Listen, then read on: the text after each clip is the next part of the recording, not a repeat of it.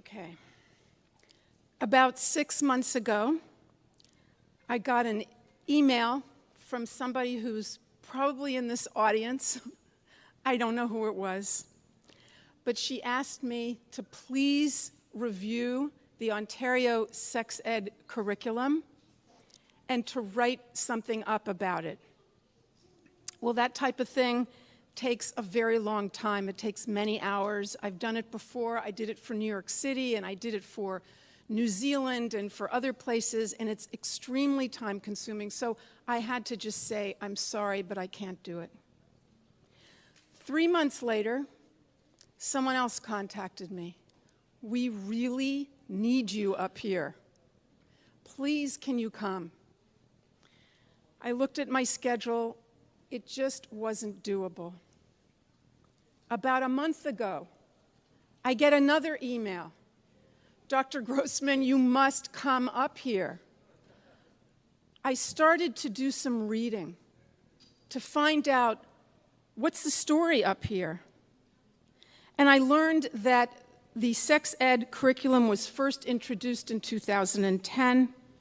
It was canceled after parents protested. There was a promise to rethink and talk with parents, but apparently that was not done in any genuine manner.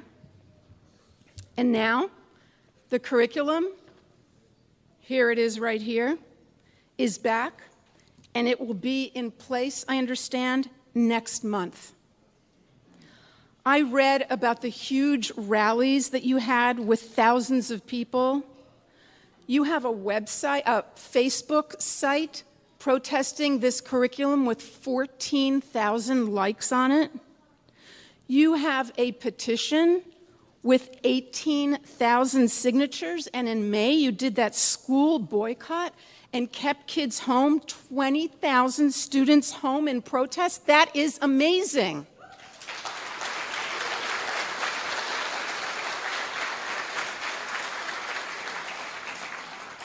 I have been to many, many communities who, like you, are outraged about the sex ed curricula that are being introduced to their schools all over the United States, in the United Kingdom, New Zealand, Australia. I have never seen anything like this. And I'm told that aside from a few journalists who are not mainstream, and one or maybe two members of parliament, your objections are ignored. And the underlying message is that anyone who disagrees with this curriculum must be uneducated or a bigot. Furthermore, the creators of this curriculum, and evidently one of them is in jail for sexual crimes against children.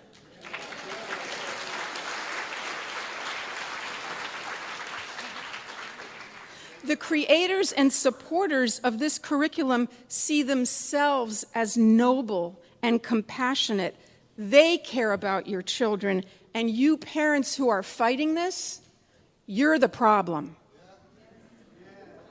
So I absorbed all of this information for about 24 hours, especially the phenomenal grassroots campaign.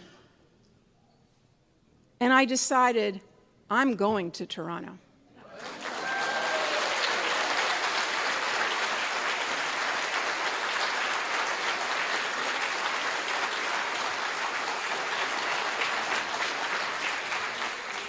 You may think that I'm here because the organizers found my work and they were impressed with me. I'm here because I discovered your work and I'm impressed with you.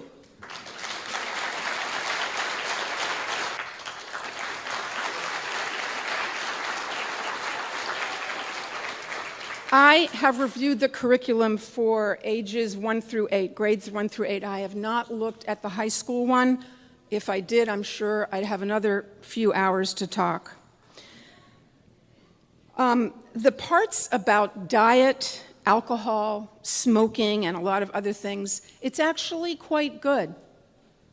The priority when they talk about those things is health. For students to stay free of disease and distress.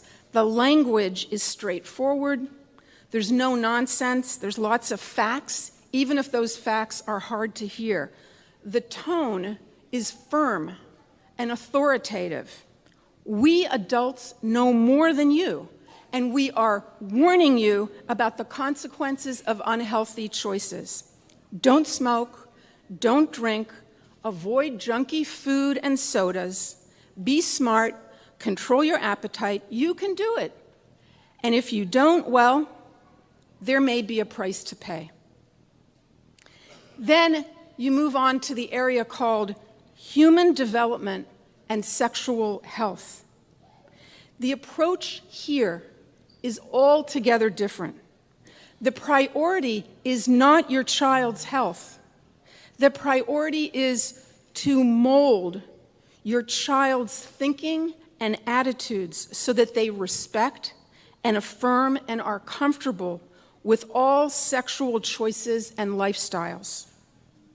This curriculum, like so many produced by the sex ed industry, is based on a specific view of the world. Not the world as it is, mind you, but the world as it should be. The world should be fair. When it comes to sexually transmitted infections, for example, no one group should suffer more than another as a result of their choices. Chlamydia, gonorrhea, and other infections, they should infect people in a random manner, unassociated with behavior. Male and female in this ideal vision of the world should be the same. Mothers and fathers should be the same. It's not fair otherwise. And no one family structure should be better for children either. 2 mothers, 2 fathers, a father and a mother, a donated egg, donated sperm, surrogacy, it shouldn't matter.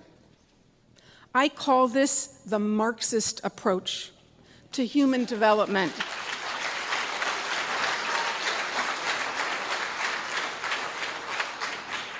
There is a significant flaw with this approach. It's not based in reality. It's a dream. If you look at hard science, biology, physiology, neuroscience, infectious diseases, you find, without any question, that there are very significant differences. Girls and men who have sex with other men have much higher rates of infections. Anal intercourse is much more risky than vaginal intercourse. I'll explain all that in a moment. Children raised without a mother or a father, or who were created with donated eggs or sperm, many of them have emotional issues to deal with. That's reality. Reality is not fair.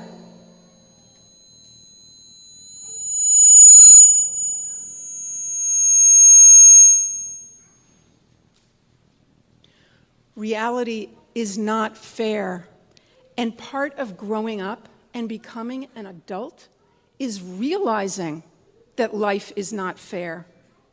We, as responsible adults, have to deal with real life and teach children biological truths that could save their lives.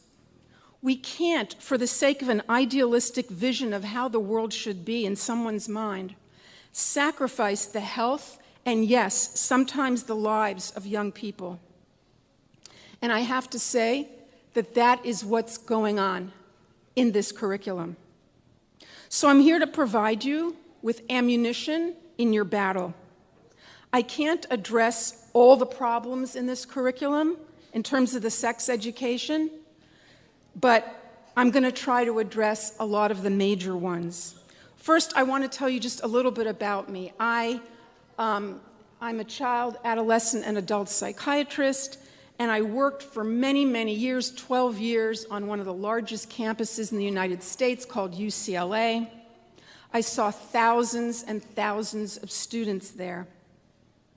Many of them, especially the young women, were suffering due to the sexual choices that they had made. Their suffering was 100% 100% avoidable. Not only infections, but they had had one or more abortions. They lived in fear of having HIV or cervical cancer. They were confused about their the relationships with their casual hooking up with people. It was affecting their life, their sleeping habits, their studying. Their grades went down, and some of them got depressed and even suicidal. It's very frustrating as a doctor to see young people in the prime of their lives, bright, ambitious, successful young people with their lives in front of them, suffering in ways that could have been avoided. And when I spoke to them and discussed some of the science that I'm about to explain to you, they would say to me, "Why didn't I know that? Why didn't anybody tell me?"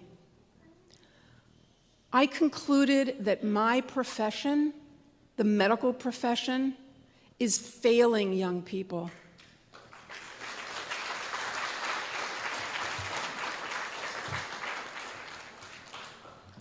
I wrote a book called Unprotected.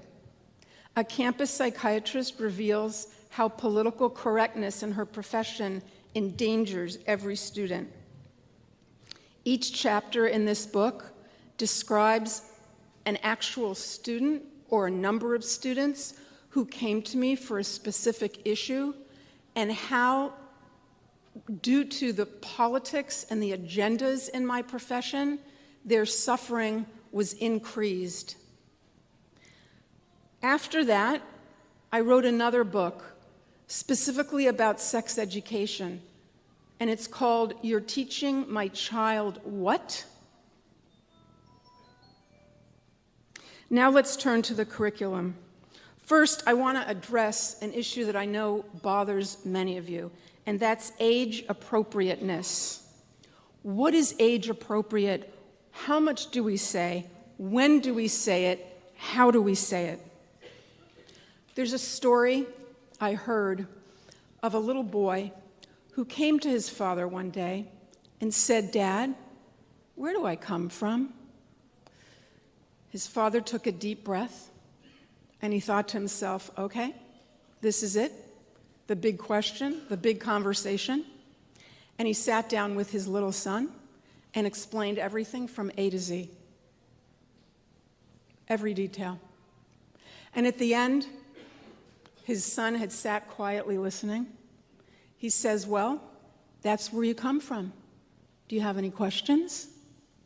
His son looked up at him and said, "Well, that's funny, because Johnny told me that he came from Montreal."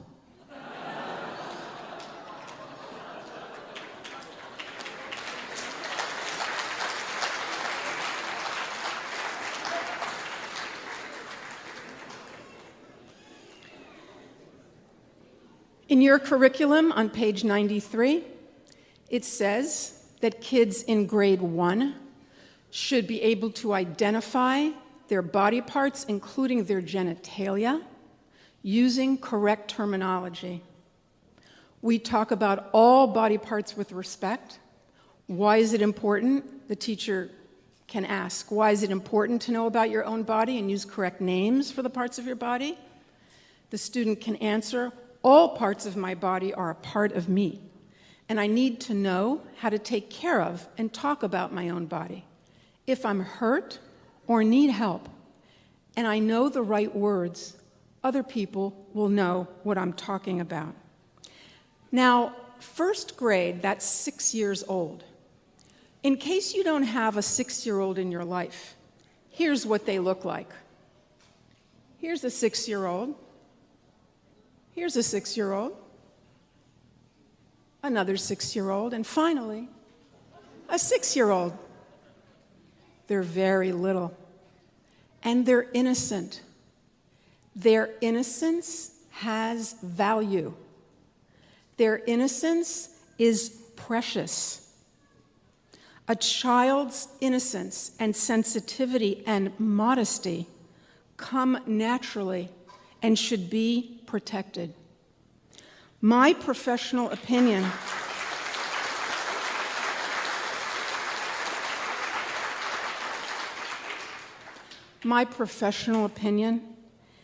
is that it's not necessary to teach these terms to a 6-year-old, especially if the parents aren't comfortable with it. I promise you, this little girl's self-esteem is not going to suffer because she can't identify her vulva. Trust me.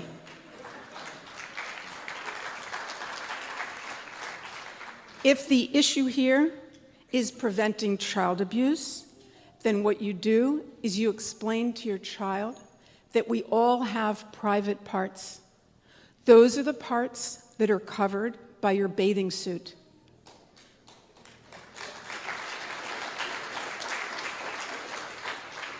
Very simple, common sense.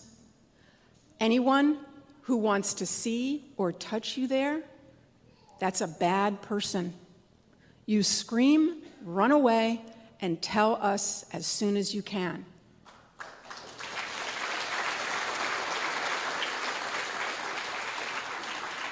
But you don't have to take my word for it. Maybe I'm a religious extremist or something.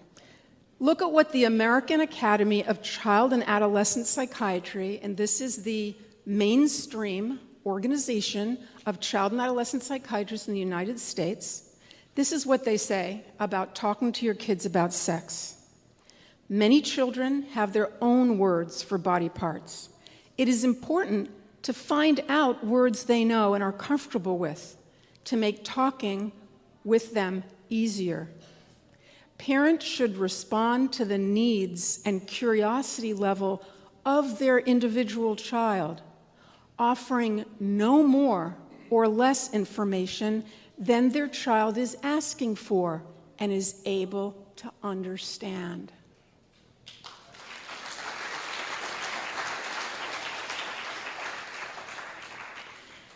Now, I don't agree with the American Academy of Child and Adolescent Psychiatry about a number of things, but this is one instance where they are spot on. Perhaps a copy of this document, which I can provide to you, should be passed along to Kathleen Wynne.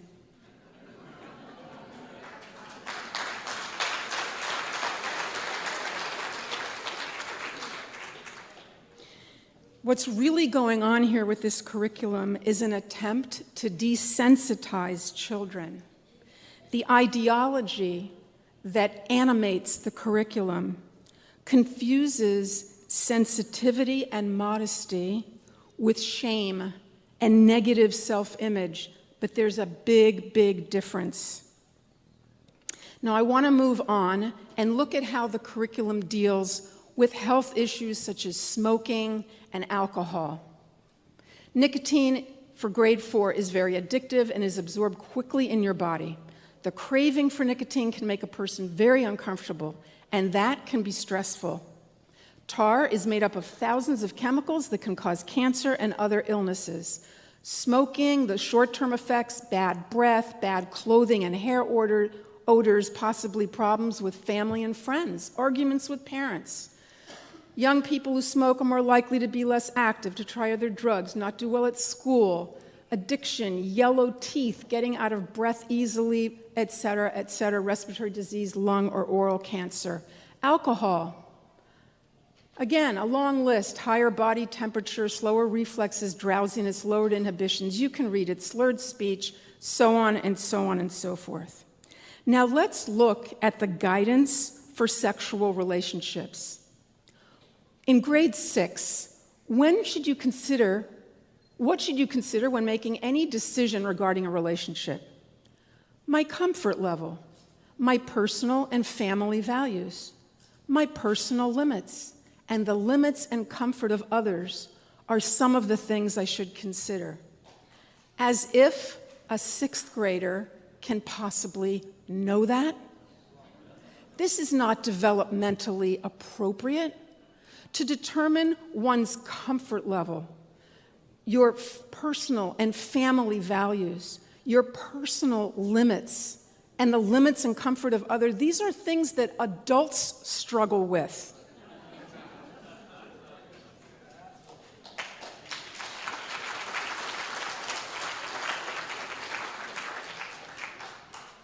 Be clear in your own mind about what you are comfortable with. Being able to talk about this with a partner is an important part of sexual health.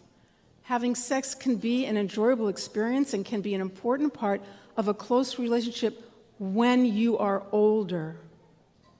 Okay, let's take this apart. Let's start with when you are older. And it uses that phrase everywhere when it talks about sexual relationships. When you are older. So this is for grade 7. When will I be older? I'll be older in 8th grade. I'll be much older in 10th grade. 11th grade, forget it. Can I even wait that long? The message here is that the child will decide when they are ready. Instead of being told, you are not ready, and you won't be ready until you are an adult.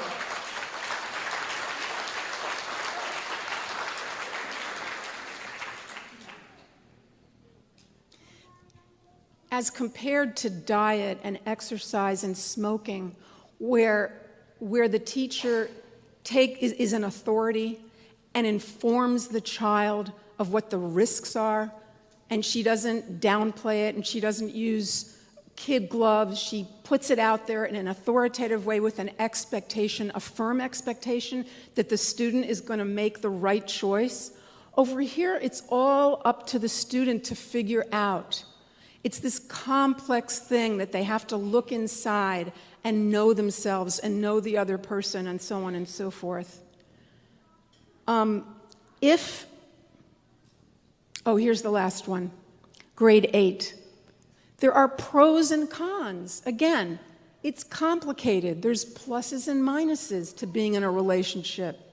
There are positive things. There are drawbacks to different levels of intimacy. It's all available to you.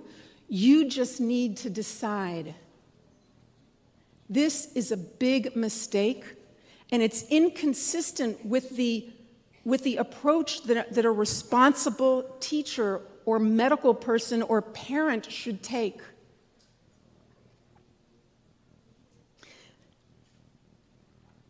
I want to read to you what it would sound like if this curriculum used the same approach with sex education as they did with smoking, diet, etc. It would say something like this. It's possible to get an STD from one of the first times you have sex. You could discover warts on your penis or near your vagina. Genital warts are ugly and embarrassing. To get rid of them, you may need to go to a doctor who uses acid to burn them off. Even after treatment, the warts often return for years. It's also possible to get blisters on these areas. Blisters on your private parts hurt a lot. Sometimes the pain is so severe that people have trouble walking, and they can't even go to school or work. It's not an easy thing to explain. The blisters eventually disappear, but they tend to come back, especially when you're under stress. An outbreak can ruin a vacation, a prom, or your wedding. Another thing that could happen, even the first time, and even with a condom, is you or your partner could get pregnant. That's a real life changer, whether you give birth or have an abortion. There are entire books written about women and men who deeply regret ending their pregnancies. Finally, you could get HIV. Sooner or later, HIV becomes AIDS, and AIDS will kill you. That's what it would sound like.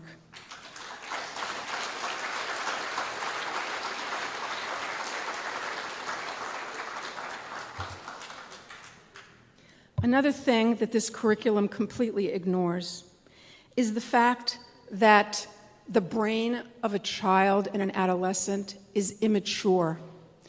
I don't know if you have Allstate up here. It's a car insurance company. This is an ad that Allstate ran, and it goes like this. Why do most 16-year-olds, now mind you, this is much older than curriculum 1 through 8, right? Why do most 16-year-olds drive like they're missing a part of their brain?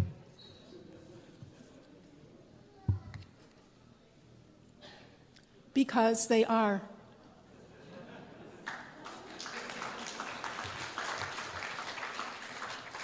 Even bright, mature teenagers sometimes do things that are stupid. Don't we all know that? But when that happens, it's not really their fault. It's because their brain hasn't finished developing. The underdeveloped area is called the dorsal lateral prefrontal cortex. It's right here behind the forehead, right there. It plays a critical role in decision-making, problem-solving, and understanding future consequences of today's actions. The problem is, it won't be fully mature until they're in their 20s. Now, this is something that we've known since the early 90s, mid-90s really, for a long time. We've known this about the teen brain. Somehow, this information doesn't get into sex education. And the reason is it doesn't jive with their ideology that people are sexual from cradle to grave, and they should act on their sexual urges at any time. The truth is that you can give a child and adolescent as much information, you can give them hours and hours of instruction about sexuality, about consent, about birth control, about how to figure out yourself and who you are and your values and the other person's values. You can talk until you're blue in the face, and they will still go out. And if they put themselves in a tempting situation, many of them will go ahead and act on it and do things they will later regret. Why? Not because they don't have enough information. Their wiring isn't complete. They do things impulsively. They make decisions based on emotion, based on a lower part of their brain, gut reactions, emotions. And then later, when you ask them, what were you thinking when you did that? They say, I guess I wasn't thinking, right? And they're right. They actually weren't thinking.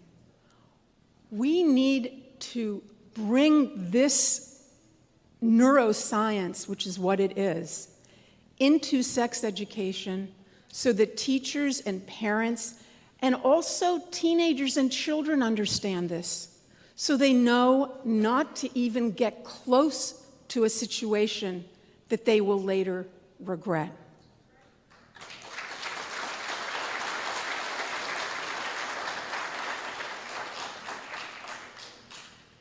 Why is it that adolescent girls, this is another subject that is completely ignored because it is not politically correct, because it does not jive with the ideology that boys and girls, men and women should all be the same, should get the same sexually transmitted infections and so on. This is ignored, and this is hard science, okay? Girls have an immature cervix. The cervix is the entrance to the uterus. An immature cervix is only covered by one layer of cells. This is what it looks like on an internal exam. The immature cervix is circled in yellow. That area is only covered by one layer of cells, so it's extremely easy for viruses and bacteria to infect that area. As a girl gets older, and when she reaches her early to mid-20s, that area is shrinking year by year. It's almost like there's a target on her cervix for these bacteria and viruses, and that target shrinks, and the area that's only covered by one cell is replaced by an area covered by many cells that's much tougher and more difficult for those bugs to penetrate. So in a way, as a girl gets older, she is growing her own shield, her own tough protection against infection. And there's a diagram there on the right side of what the mature cervix with many layers of cells looks like, and the immature cervix with only one layer of cells. If we are going into the schools, and I'm not even sure we should be doing this because I believe sex education should be at home for those parents that want to do it, but if we are going to be talking about sex in the schools, I'm telling you, girls need to know about this, and they need to be warned.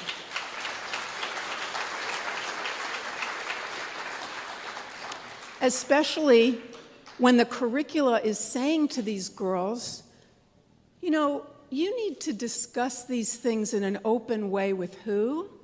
With your partner? You have a 12, 13, 14-year-old girl, she's deciding, should I become sexually active? Should I really be getting, I'll talk to my boyfriend and he's gonna give me good advice. It's absurd. Who would think of that?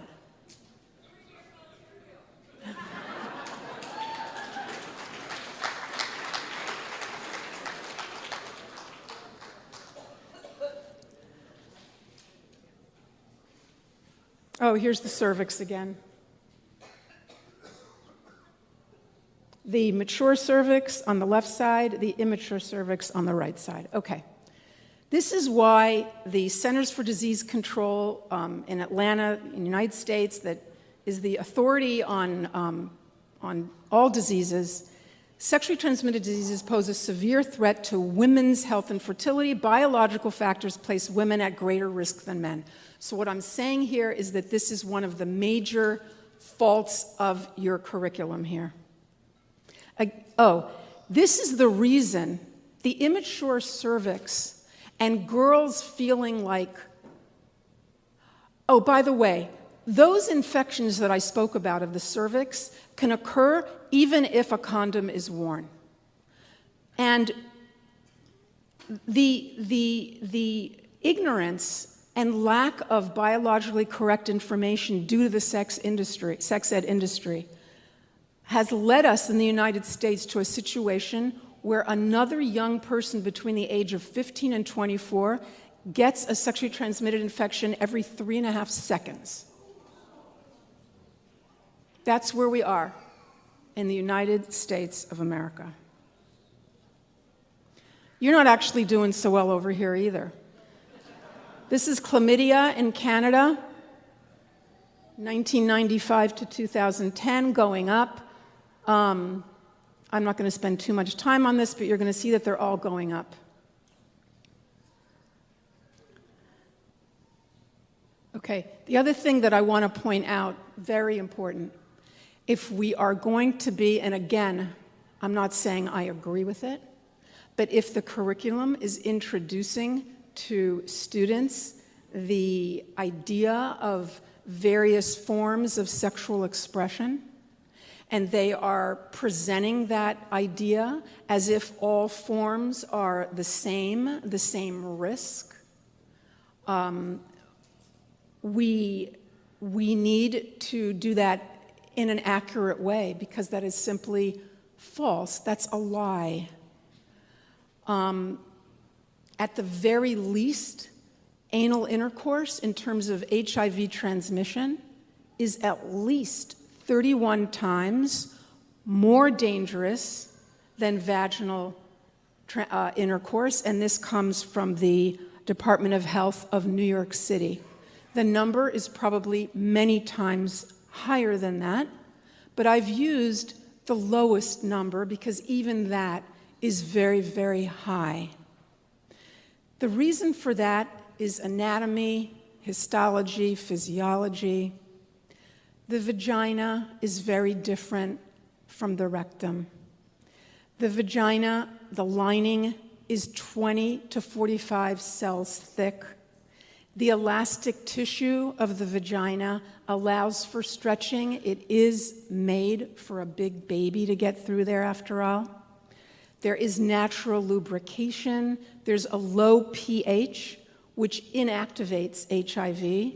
And the mucus that's naturally found there, it has anti-HIV proteins. As opposed to the rectum, the pH is higher and friendlier to HIV. The lining is only 1 cell thick. It's fragile. It's easily torn. And when there are tears, the virus can easily enter the system. There's no elastic. There's no natural lubrication. Micro tears are common, and there's even a type of cell in the rectum called an M cell. You can read about it in journals of immunology. This doesn't get into sex education. These M cells capture the HIV virus and deliver it into the lymphatic system, which is exactly where you don't want it. And these are abundant in the rectum. So now we have an inkling, one reason why anal intercourse is so much more dangerous, not only for HIV transmission, for transmission of all microorganisms.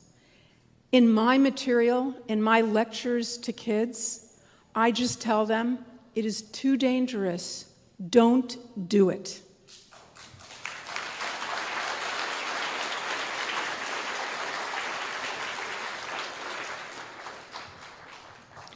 And I want you to know that when I have in my office a gay man who has sex with other men, and I explain this, invariably he says one thing to me: thank you.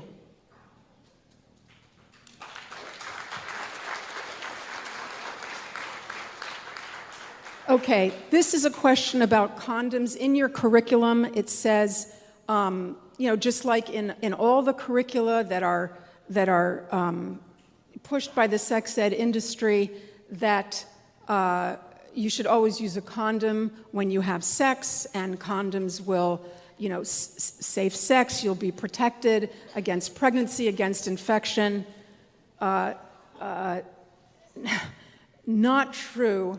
The rates of infection, even with condoms, can be very, very high.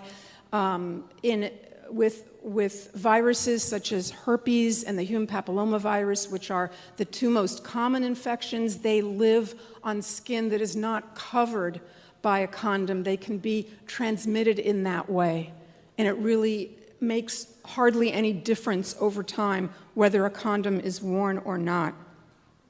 Now, the question of condoms being used for anal intercourse, your curriculum fails to explain that there really is no research whatsoever about the effectiveness of condoms in anal intercourse.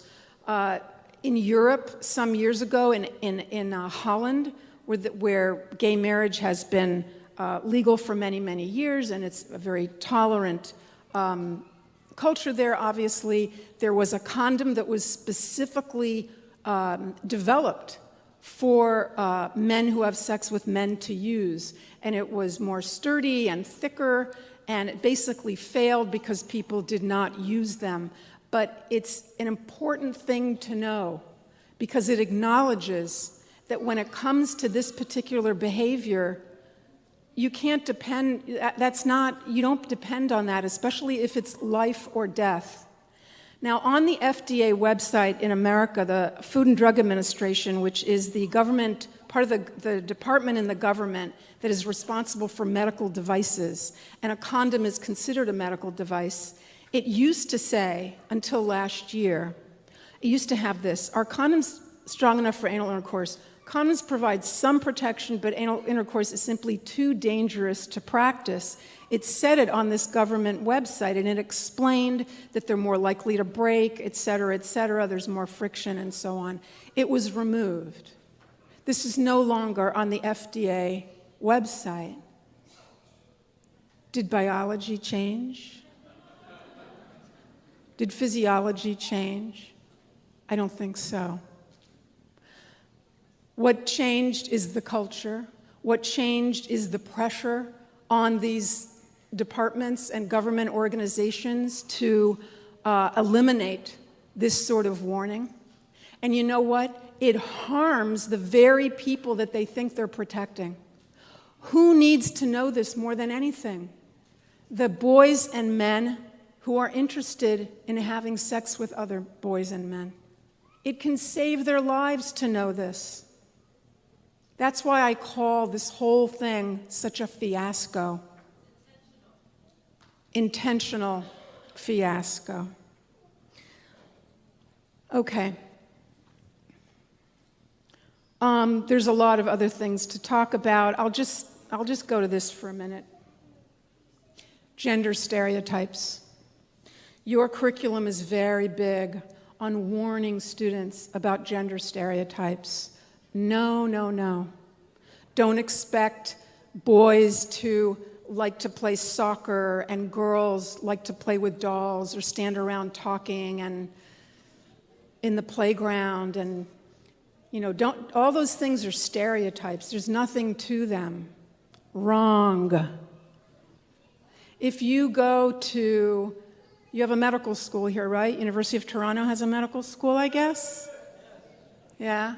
You go to the University of Toronto Medical School, go to the medical library, go into the stacks and look at the current journals: Journal of Endocrinology, Journal of Microbiology, Journal of Neuroscience. There's even a Journal of Gender Medicine, because the differences between male and female are so many, and so many of them are inborn and immutable.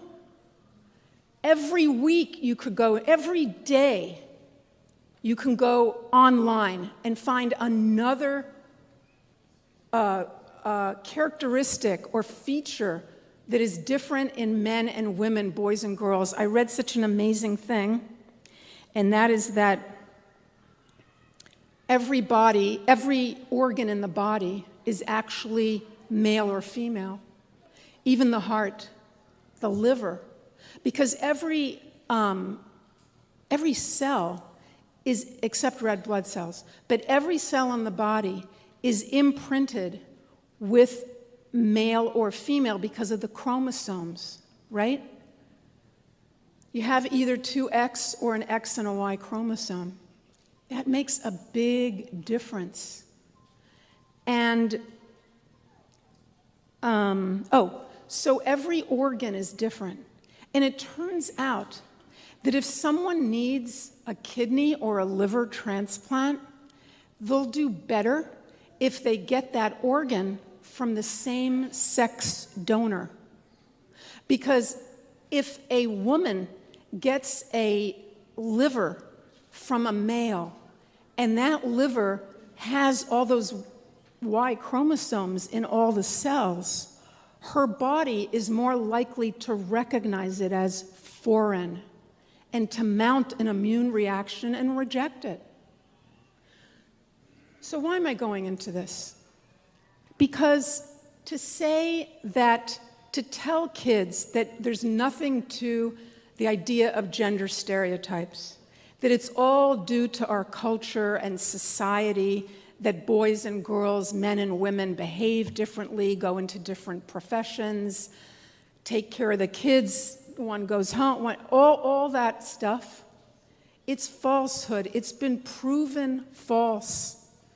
It's a throwback to the 60s, to the 50s and 60s and 70s when we didn't know what we know now about genetics and about the human genome and about all these things. We used to think that the Y chromosome was a genetic wasteland. That's what it was called. Like there was nothing on it. They used to think the only thing on the Y chromosome is just a little bit of information about, you get like a lower voice and you have like hair on your chest or, your all that's only those things. That's it. But now we've had a biotechnological revolution, right?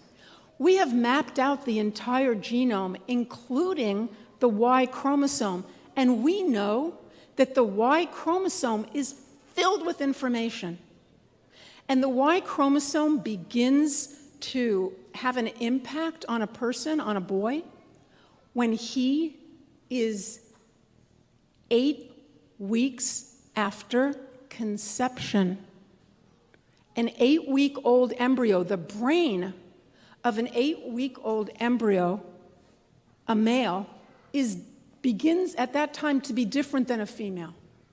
All the way back then, 8 weeks after conception. So I have a whole talk on this, but I have this research here on monkeys. They took juvenile monkeys, male and female, and gave them a choice of toys. Either a truck on wheels. It's not a truck, it's a police car, sorry. A police car or a doll. And they let the male and female monkeys pick what they wanted to play with. Lo and behold, the boy monkeys preferred the police car. The girl monkeys liked playing with the doll. I guess we have gender stereotypes.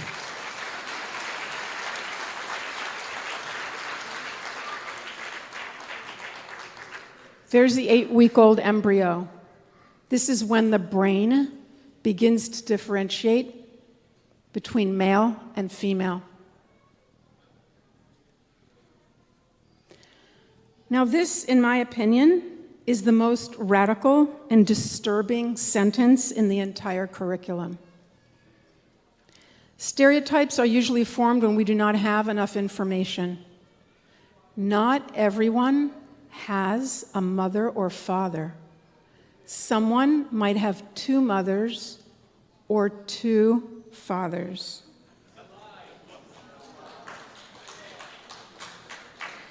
Now, it's true that not everyone lives with both their mother and father.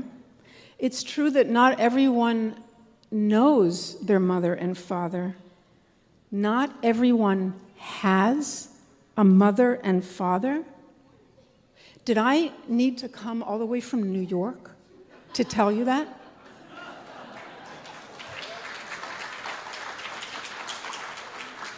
Of course, everyone has a mother and father, and the ideal situation is for a child to be raised by that mother and father.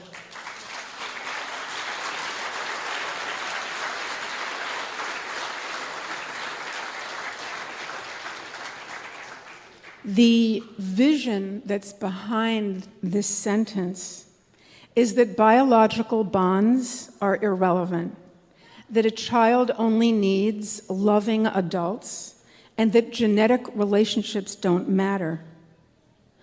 I'm not disputing, please don't misunderstand, I'm not disputing that there are many instances of loving, wonderful parents who adopt or use assisted reproductive technology to build their families. But to deny the significance of a biological tie is preposterous. For example, look at the most obvious example is look at all the effort and expense put out by couples who want their own biological child. Instead of adopting, which may be much easier and quicker and less expensive, They yearn for their biological child, for their flesh and blood, for their family history, to look in that child's eyes and to possibly see themselves, their parents or grandparents. It's a natural thing. Well, you know what? A child has the same yearning to look in his parents' eyes and see where they came from. In fact, there's an international declaration of child's rights that explicitly states that a child has the right to be connected to his history, where he came from, his culture, his genealogy. If you look at the children who were created using donated sperm, anonymous donated sperm, they are speaking up all over the world. And what they're saying, many of them, is not at all pretty. They're angry because of the legislation in the countries where they were conceived. They have no possibility of locating their biological father. They are angry. They are outraged. In fact, many of them believe that third-party reproduction and donation of sperm and eggs should either be much more tightly regulated or banned altogether.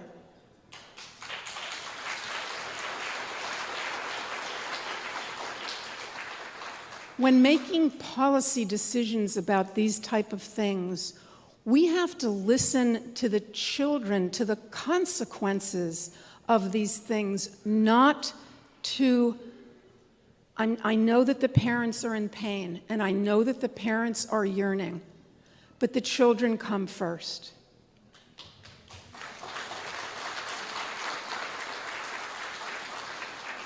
Now, those kids, the ones who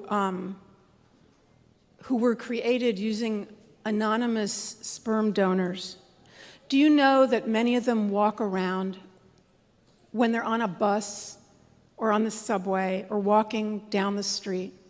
They see someone, an older man that looks like them, and they wonder, is that my father maybe? They might see someone their age or younger. Could that be my sister, my half-sister, my half-brother? How many siblings do I have?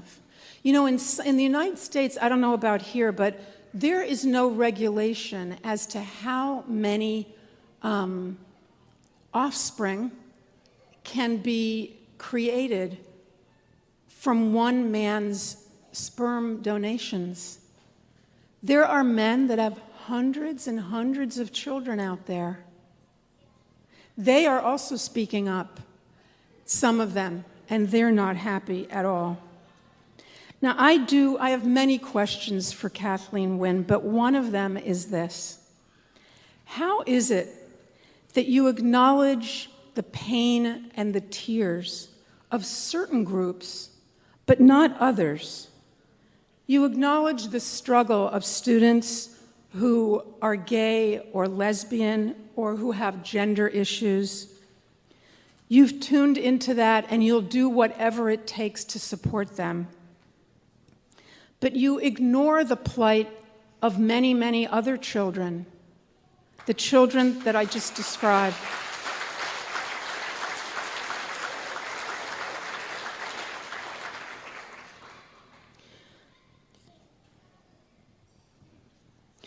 This curriculum, whoops.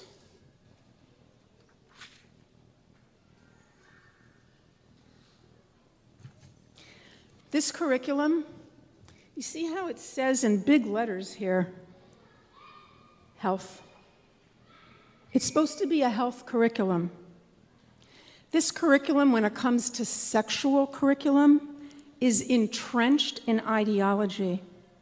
Instead of having as its goal the protection of students' health and well-being, it's centered on indoctrinating the child with a set of beliefs.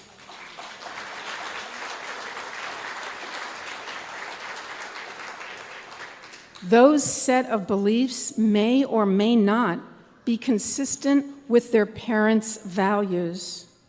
And it most certainly is not based on current knowledge about child and adolescent development, sexually transmitted diseases, neuropsychology, and many other areas.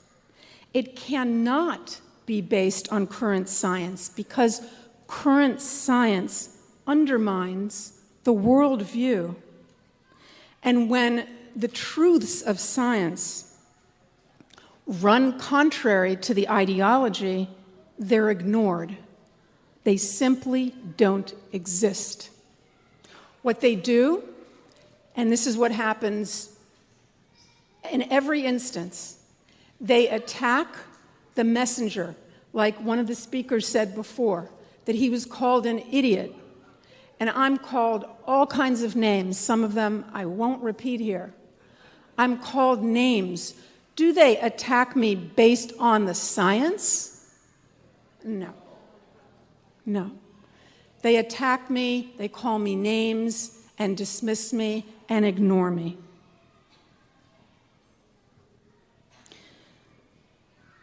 Some of the biology that you just learned can make the difference between life and death. And yes, I know a woman who got HIV from one encounter. She had anal intercourse one time, and now she has AIDS. It can happen. So this is an urgent issue. The sex ed portion is deeply flawed. For adolescents, the sexual urge is natural and healthy. Of course it is. But it should not be acted upon. The curriculum fails also in its own mission to respect the diversity of cultures in the schools. I cannot imagine how a child coming from a traditional Christian, Muslim, Jewish, Hindu, etc., I hope I'm not leaving out lots of people, I cannot imagine how those kids feel. And you know what? They have, it's just the most amazing thing. They actually have 2 pages in this curriculum called Equity and Inclusive Education in Health and Physical Education, and it's all about respecting diversity, all students, parents, all members, regardless of ancestry, they're welcome and included and respected and blah, blah, blah. Students should see themselves reflected in the curriculum. The curriculum affirms the worth of all students. Teachers enable students from a wide range of backgrounds to see themselves reflected in the curriculum. Do your kids see yourselves in this curriculum?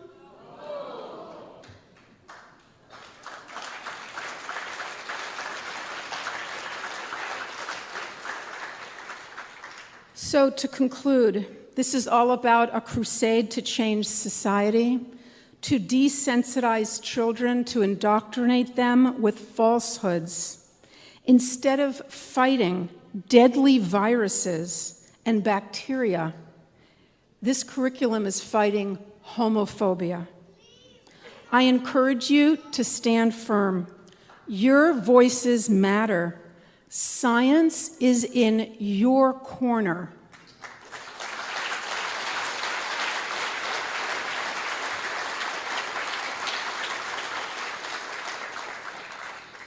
Parents know what's best for their children, not educator activists.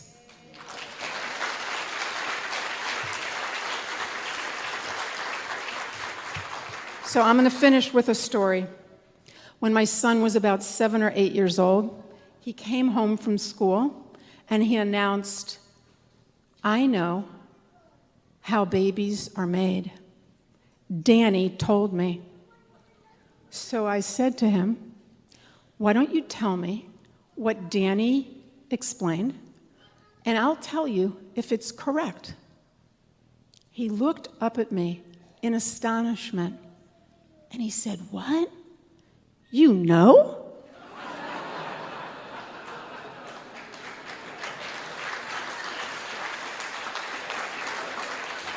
Thank you very, very much.